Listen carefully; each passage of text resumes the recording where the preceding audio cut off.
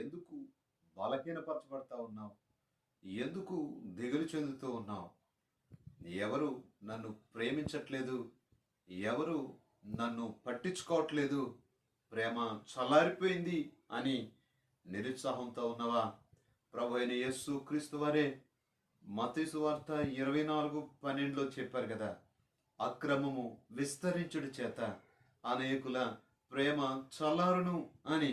అందుకే నీ తల్లి నీ విషయంలో ప్రేమ తగ్గిపోయింది. తండ్రి నిన్ను ప్రేమించడంలో చల్లారిపోయాడు. పిల్లలు తల్లిదండ్రులను ప్రేమించే విషయంలో చల్లారిపోయారు. అందరూ కూడా ప్రేమించడం మాని ప్రేమ లేకుండా జీవిస్తూ ఉన్నారు. అక్రమం విస్తరిస్తూ ఉంది అని అంటే ప్రభు వచ్చే దుర్దినాలు, ప్రభు వచ్చే రాకడ దినాలు, ఇవి అంచె దినాలు, అపాయకరమైనటువంటి దినాలు. అందుకే దేశం మీదకి దేశం, ప్రజ మీదకి ప్రజ వస్తూ ఉన్నారు. శ్రమలు, భూకంపాలు, కరువులు, యుద్ధాలు ఇవన్నీ జరుగుతూ ఉన్నాయి.